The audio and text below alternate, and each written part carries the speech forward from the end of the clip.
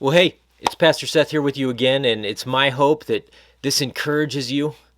But even more than it just encouraging you, I pray that it encourages you to open your Bible for yourself.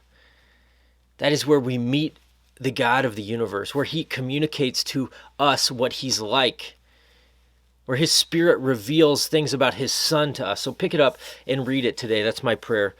I'm going through just thinking about God's sovereignty because it's crazy. 2020 has been totally off the rails and nuts and different than anyone had predicted. And it's easy to think, hey, is anybody in control of this mess? Is anybody driving this train? Got an election coming next week, and there's concerns and fears and anxiety, and everybody's like blood pressure's through the roof.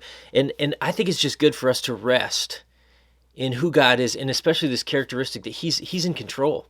The New City Catechism I've referred to, and I'm working my way through it a little bit at a time. It says there's nothing that happens except through God, except through Him, and by His control and by His will.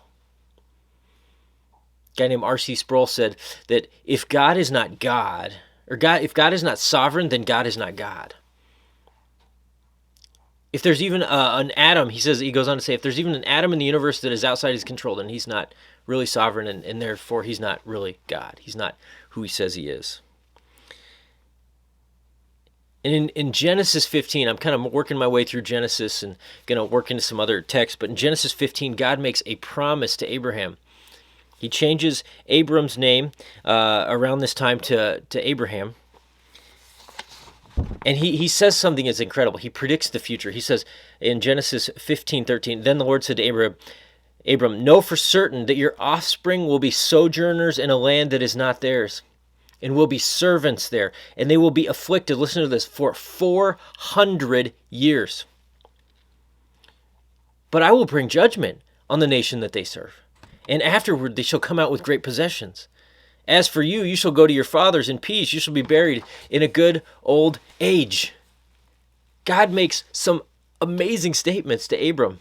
Either Abram is outside his mind hallucinating, which I don't think is the case, or God is making some tremendous specific predictions about what is going to happen in the future. He says that Abram's descendants are going to sojourn in a country that is not their own. They're going to be there for 400 years. They're going to be servants there.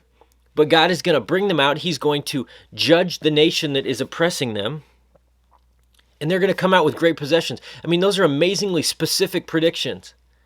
And then he says, but as for you, Abram, don't worry about it. You are going to live to a good old age, be buried, and live in peace.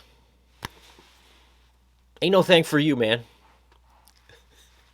I mean, that's see, this is relying on God's sovereignty. Like I said yesterday.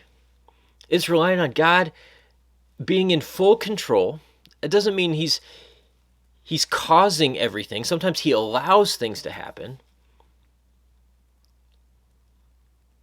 But there's no place that He's not able to reach in and take control.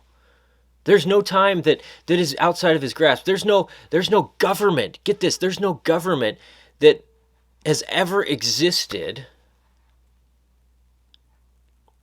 beyond at least the allowance of God. Now that's hard to wrap our minds around, because there's been some bad ones. But God is sovereign. That's what the Bible teaches. That's what this teaches.